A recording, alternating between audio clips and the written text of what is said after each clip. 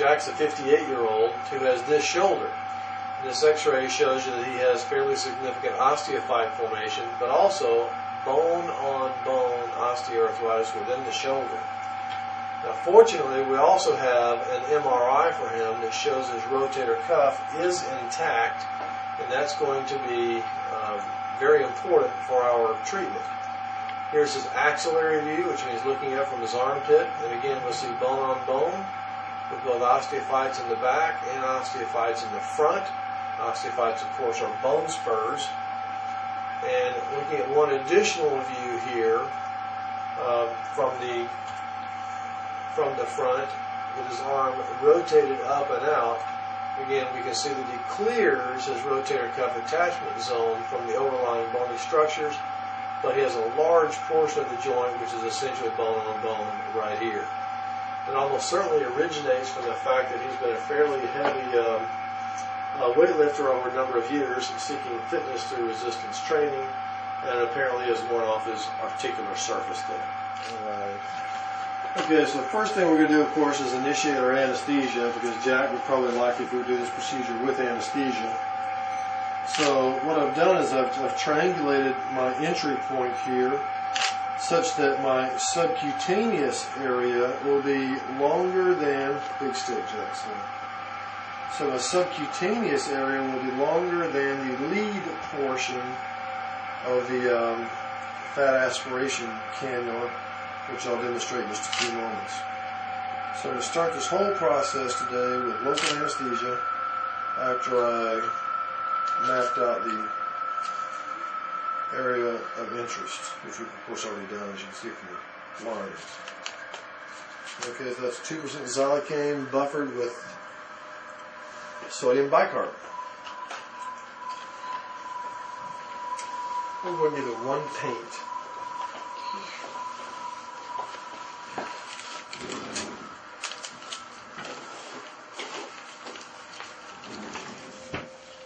Now, first thing I'm going to do after the local anesthesia is kind of set in place there is just paint the area to begin the bactericidal action. I'm going to give us a little more space right up here, just so we can always have a larger space than we really need, protecting his clothes. Now, we don't pretend that this is the sterilizing prep right here. This is just an initial cleansing procedure. And that's so that we feel more comfortable when we're doing the local anesthesia, which we'll initiate here in just a moment. We'll let that just sit and dry. Okay, so now we're going to begin using the local anesthesia for the area. And the markings that I made before correspond with using this 6-inch needle all the way across the belly. It's 15 centimeters. And the whole point of this is to anesthetize the entire area that's previously marked, such that it's called tumescent anesthesia, so that during the course of the extraction of the fat material, we don't hurt our patient. So we're going to go through the previously anesthetized area, which hopefully he will barely feel. And as we pierce the skin here, we're going to run across the subcutaneous layer through the fat layer, which fortunately is relatively devoid of nerve endings. So I'm sure that Jack's feeling this, but probably not as much as he expected to. Is that a fair assumption? Mm-hmm. Now we're using a 0.25, diluted down to 0.25% lidocaine with epinephrine, and it's blended with, diluted down to 1/8% marcaine and bacteriostatic saline. So we're using this for the subcutaneous anesthesia here. We're going to fill up the entire region.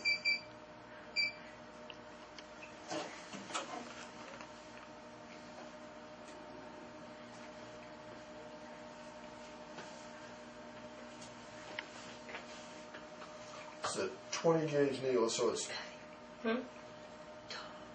is strong enough to withstand going across a fairly large excursion area. And then we're going to actually keep it sterile just by keeping it in the subcutaneous tissue for the needle exchange, for the syringe exchange. You have the syringe? Yes, sir.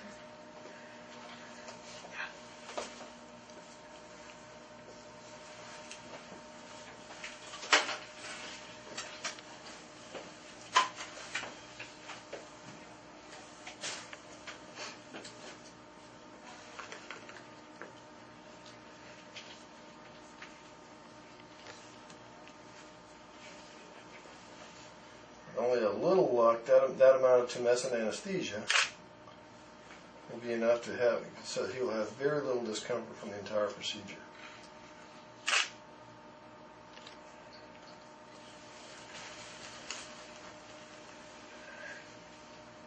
We'll go more to the superior portion again now.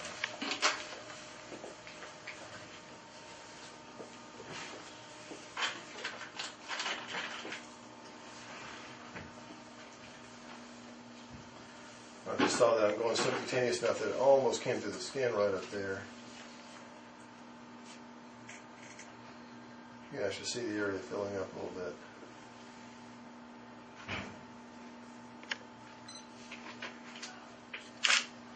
Felt that a little bit, didn't you? Mm-hmm.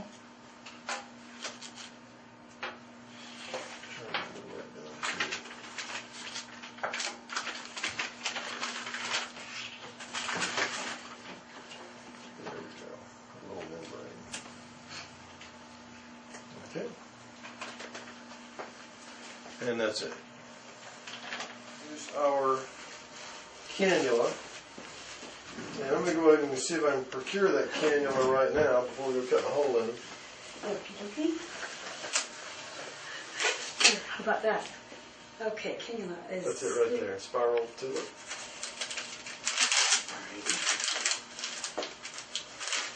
We just clean and sterilize these on site.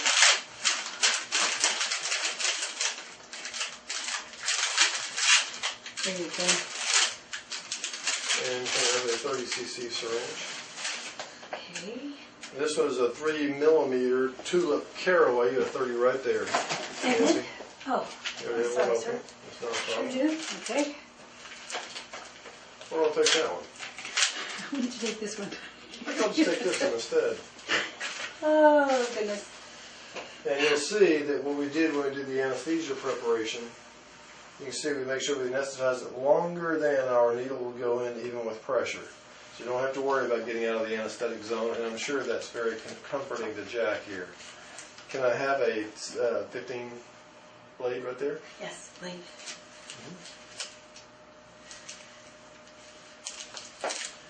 And this is, the tip of this blade is all the width that we will need for the purpose of doing our entire procedure. Hopefully you won't feel this, but a little stab wound.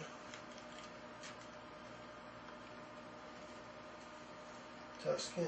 You've been told that before, right? Mm-hmm. And that little opening is going to be all that we're going to need here.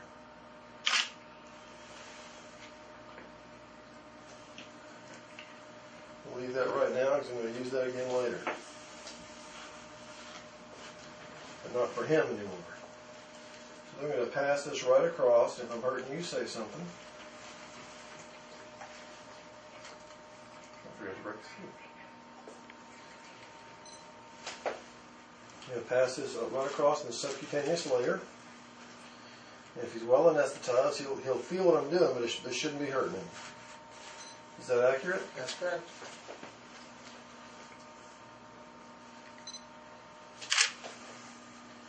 And then by moving back and forth, we're going to start to procure some of that subcutaneous fat. We're going to do it in layers. I'm going to start near the surface to begin with. Get the most difficult to procure fat, which is also the densest, right up underneath the skin.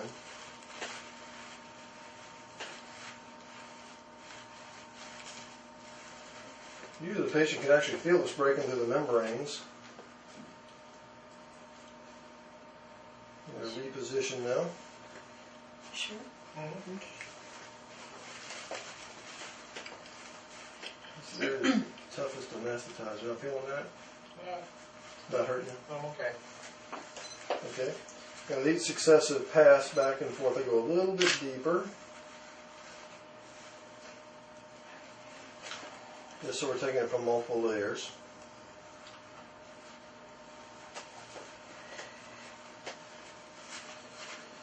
With any real luck at all, we'll be able to get our desired 30 cc's here in 3 to 6 minutes, something like that, without hurrying. A little deeper still. I can feel that. You're feeling that one? Okay, I think it's probably a little too deep then.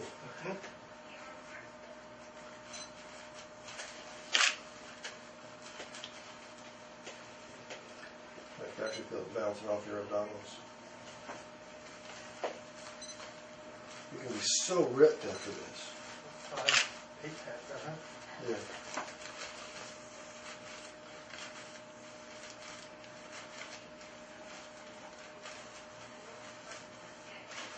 It's not as easy as getting all those old ladies, is it?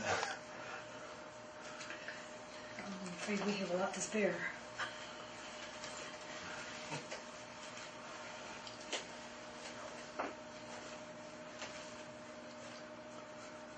Wasn't including you in that group. I did, though.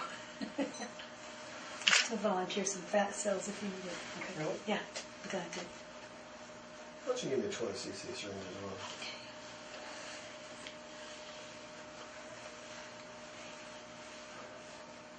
I should see how it feels different. Be a tighter pull, I bet, right? I don't know, I found out.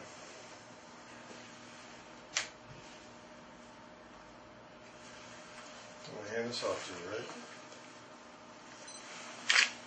Got it. I'm feeling much thinner. See how much we took out of there? I'm just gonna- There we The go. trouble is, in about a week I'll probably be back. Because what you eat.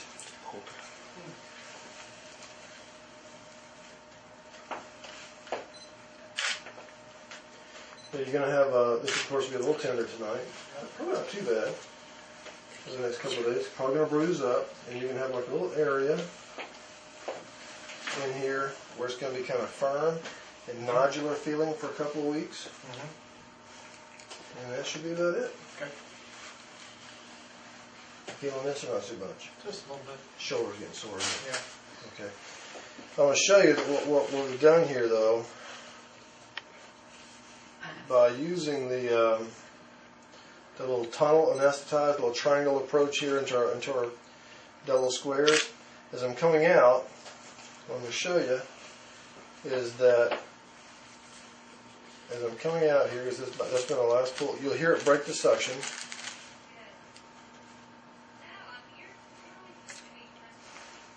So that's the last hole there, and you see that's, so as long as I was concentrating on working in that zone, that was longer than our suction opening from the tip of the tube. And that's pretty important if you don't want to be involved in going in and out several occasions. I'm going to hand this off to you, and we're all good. Can I have stairs? She's already trying to separate on us a little bit, but we're going to hold on to that. Just slowly enough that there's a mishap, we can arrest it before there's a real mishap. You see it filling up nicely. And the vent hole is right there. And so we've acquired our sample. Okay, so we just attached our syringe right there. We're going to pull the material that we don't want out of the bottom. Syringe. To draw out more of the specimen than we can possibly use for a shoulder.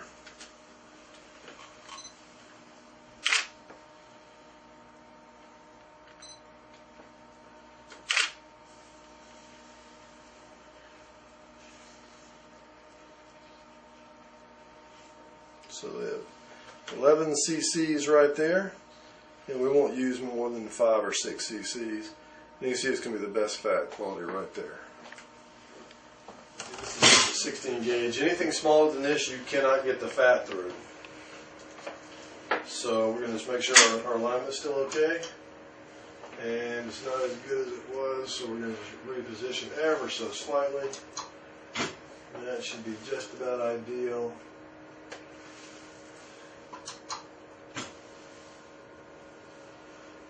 Okay. We go right through the anesthetized area. And before we actually try to enter the joint, I'm going to try to take a second picture. Looking at our alignment. You see that we're heading directly toward the joint cavity. And try to pierce the joint, hopefully without hurting them too much. The most anterior superior portion. And that appears to me to be in the joint. So we're going to inject some dye here. Going in nice and easily. You can see the dye goes up over the top and then down toward the bottom, and hopefully we'll be able to get a nice picture of it coming out the bottom to verify our intra-articular position. As we can see it coming in the bottom of the sulcus there. So I'm happy with that positioning. And maybe I'll get some fluid back out, which is often nice for confirmation. Yep, get a little bit of it back. Let's go a little PRP. And then we'll go to the fat and then go right back to PRP. Okay, so we put in a little bit of the platelet-rich plasma first to clear the needle and to begin to bathe the joint surface. And ready for the fat now. And I would not be surprised to see some of this beginning to leak back out, because it does that on occasion, as you can see. Thank you. Don't hesitate. That's the reason why they put in a CC or 2 to begin with. And now, put some of the fat graft in there. So I'm starting with the plunger at 11. So I'm dropping the plunger down to about 5 or 6. Which fills the joint pretty nicely. Probably going to feel pretty tight, isn't it? Mm-hmm. And the fat doesn't usually come out just because it's kind of a plug. Sorry about that. Put some of your fat on your bib there. And I filled the joint with the rest of the PRP now. And by now it's probably feeling pretty tight. And that's the entirety of the procedure.